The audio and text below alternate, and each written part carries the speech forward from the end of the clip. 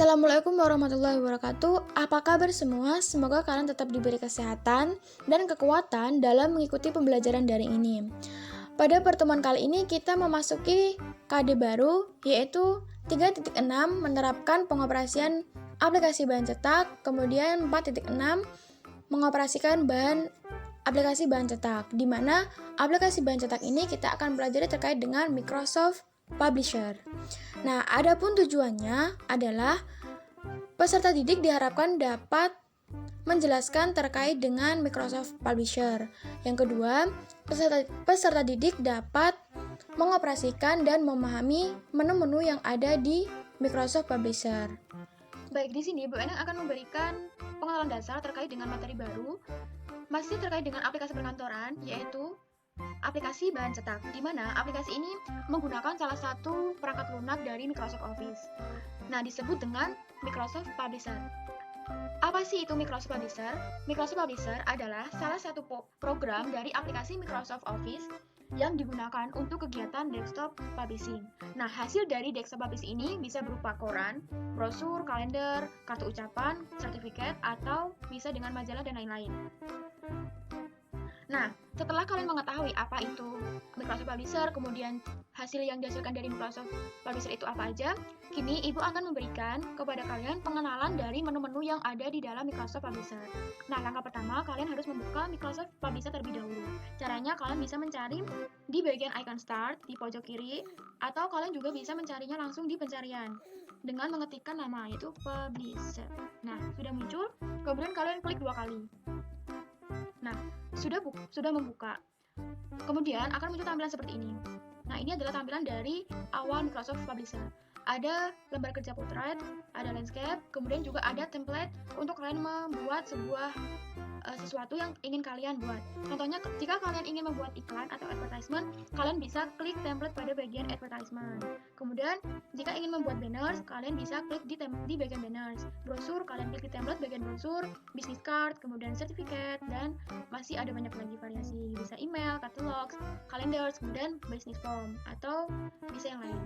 Nah, setelah itu, jika ingin membuat lembar kerja baru tanpa template, kalian bisa klik di bagian blank portrait atau di landscape. Nah, setelah itu akan muncul tampilan seperti ini. Nah, di sini Ibu akan mengenalkan kepada kalian bagian-bagian atau menu-menu yang berfungsi nanti akan digunakan dalam pengerjaan saat kalian membuat baik itu brosur atau yang lainnya. Yang pertama, itu ada Quick Access. Quick Access ini berada di pojok atas kiri. Nah, Quick Access ini berfungsi digunakan untuk mempercepat akses sebuah perintah dari dokumen yang akan kalian buat.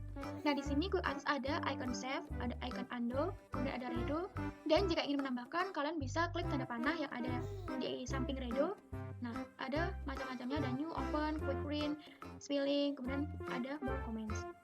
Kemudian setelah itu ada bagian reborn. Reborn adalah ini, bagian file, home, insert, page design, mailings, review, dan view. Kemudian di bagian menu file ini ada beberapa toolbar. Nah, kemudian ada di menu home ada berbagai macam toolbar juga, seperti ini tampilannya. Kemudian di bagian menu insert banyak juga toolbar seperti pictures untuk masukkan foto, shapes untuk memilih berbagai bentuk, bisa kotak lingkaran dan sebagainya. Ada page untuk menambah page, kemudian catalog page, ada calendars, borders. Nah, begini tampilannya sesuai variasi yang akan kalian buat. Kemudian ada word art, ada tulisan berwarna, kemudian ada draft textbook dan lain sebagainya. Kemudian di menu page design, kalian bisa menggunakan toolbar bermacam-macam. Margin berfungsi untuk mengatur ukuran atas, bawah, kanan, kiri. Kemudian orientation untuk memilih bentuk dari lembar kerja kalian, baik portrait atau landscape. Kemudian size bisa digunakan untuk mengukur lembar kerja kalian, memilih A4, A3, atau dan lainnya. Kemudian ada berbagai color di sini. Nah, kalian bisa klik dan bisa pilih sesuai yang kalian inginkan. Kemudian ada di menu mailing. Ini juga ada toolbarnya, review, kemudian ada view. Nah, selanjutnya yaitu ada title bar. Title bar ini tempatnya ada di atas, berfungsi untuk memberikan nama dari lembar kerja yang akan kalian simpan. Kemudian selanjutnya ada page navigation. Page navigation ini digunakan untuk mempermudah perancangan publikasi. Bisa ditambah page 1, page 2, kemudian page 3, 4, dan seterusnya. Selanjutnya ada area perancangan atau lembar kerja kalian. Kemudian selanjutnya ada garis horizontal, ada garis vertikal atau yang disebut dengan ruler. Jika laptop kalian tidak menampilkan ruler, kalian bisa klik bagian view. Selanjutnya kalian bisa centang di bagian rulers. Nah, setelah itu ada bagian scroll bar. Scroll bar ini digunakan untuk menggeserkan lembar kerja kalian dari atas ke bawah yang dalam bentuk vertikal. Kemudian ada scroll bar horizontal juga untuk menggeser dokumen kalian ke kanan dan ke kiri. Selanjutnya ada bagian zoom slider. Zoom slider ini digunakan untuk memperkecil atau memperbesar lembar kerja kalian. Setelah itu ada bagian page layout views button. Ada yang single, kemudian ada page 2. Kemudian ada lagi di bagian atas pojok kanan, ini yang dinamakan dengan size button. Ada minimize yang berfungsi untuk memperkecil tampilan dokumen, kemudian maximize digunakan untuk memperbesar tampilan lembar kerja kalian, kemudian ada close untuk menutup tampilan lembar kerja kalian. Nah, jadi itu semua menu-menu yang ada di Microsoft Publisher. Nah, setelah pengenalan dari menu-menu Microsoft Publisher, sekarang Bu Ena akan memberikan tutorial kepada kalian bagaimana cara mengoperasikan Microsoft Publisher. Jika kalian membuka Microsoft Publisher, akan muncul tampilan seperti ini.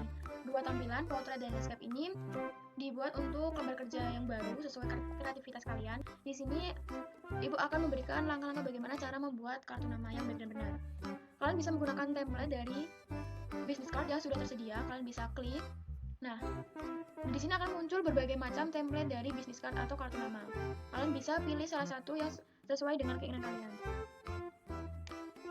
Nah, kalian klik, kemudian akan muncul template-nya di bagian lembar kerja kalian. Nah, ini sudah ada template-nya, kalian tinggal mengisi dari template ini. Contohnya seperti nama kalian, masukkan nama kalian. Nah, setelah itu kalian masukkan sesuai perintah dari ini. Misalnya kalian ingin memberikan logo di bagian ini, kalian bisa langsung saja bagian logo. Setelah itu kalian pilih insert, kemudian pictures, pilih logo yang ingin kalian masukkan. Nah, kemudian perkecil agar seperti itu. Nah, setelah itu kalian menuliskan di bagian user ini, terserah kalian mau jabatan atau posisi kalian, kemudian bisa diisi dengan alamat atau yang lainnya.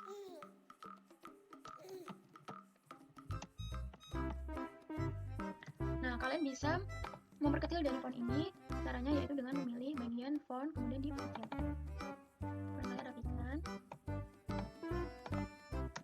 Kalian bisa menghapus bagian yang tidak digunakan.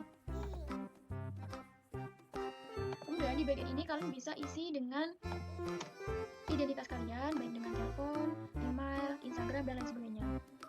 Kalian bisa hapus saja dan kalian bisa mengisikannya sesuai kreativitas kalian dengan cara klik insert, kemudian pictures. Setelah itu kalian tinggal masukkan identitas kalian di kartu. Masukkan saja semuanya.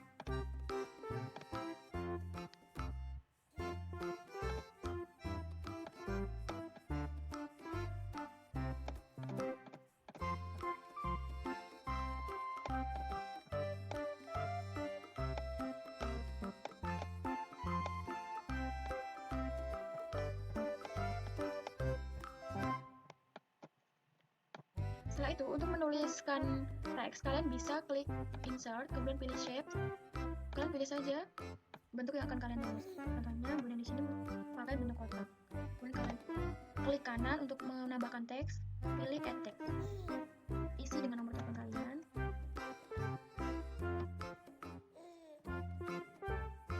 Setelah itu, untuk menghilangkan outline atau warna yang ada di dalam nomor telepon ini, kalian bisa klik sampai hilang tanda teks itu.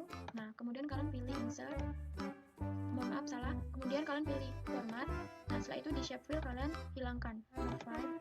Kemudian di bagian shape outline kalian hilangkan no outline. Nah, jadi akan rapikan saja. Nah, untuk di bagian email, lokasi dan lain-lain, kalian bisa copy paste dari nomor telepon tersebut. Contohnya CTRL plus C, kemudian dipaste. Nah, akan seperti ini. Kemudian kalian tulis email kalian.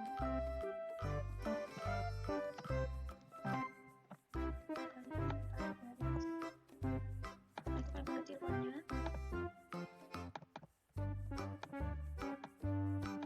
Nah, setelah itu kalian juga untuk menuliskan lokasi.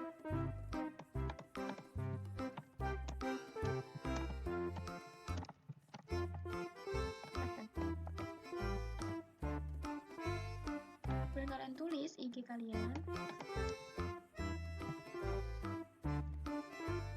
Selesai. Nah, di bagian IG ini kalian tulis nama IG kalian, kemudian rapikan.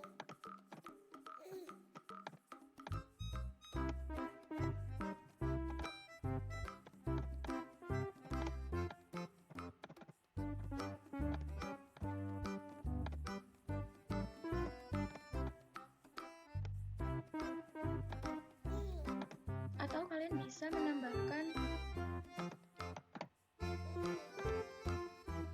mengganti logo ini di atas.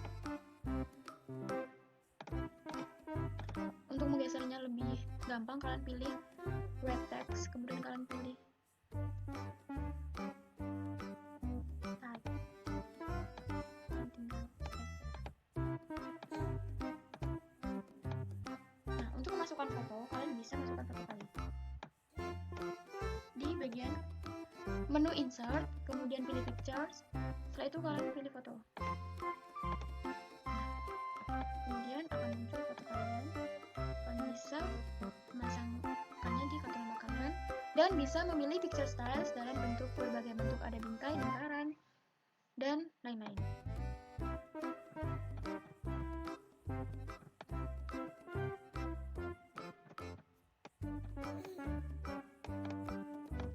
Nah, di nama ini kalian bisa mengubahnya juga dengan styles dari word art.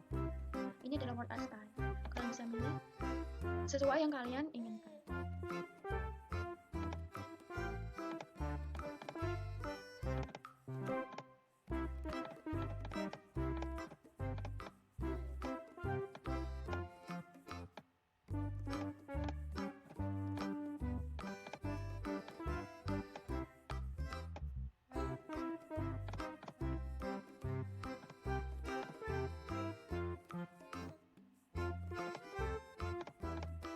Nah, ini kartu nama sudah selesai. Jadi, kalian itu bisa menggunakan template yang sudah tersedia di Microsoft Publisher. Dan itu mempermudah kalian dalam mendesain sesuatu yang kalian inginkan, seperti brosur. Kalian tinggal menuliskan dan memasukkan sesuai bahan kalian. Ingin membuat brosur terkait iklan atau pemasaran, bisa membuat poster juga, bisa membuat kalender juga, dan lain-lain. Sesuai template yang sudah disediakan. Bagaimana cara menyimpan lembar kerja yang sudah kalian buat ini? Caranya yaitu dengan klik file, setelah itu kalian save, klik komputer, kemudian pilih dokumen. Setelah itu kalian kasih nama di file name, yaitu kartu nama. Kemudian kalian pilih save as, tipenya apa, bisa PDF, bisa yang lainnya juga. Kemudian kalian klik save, akan otomatis tersimpan.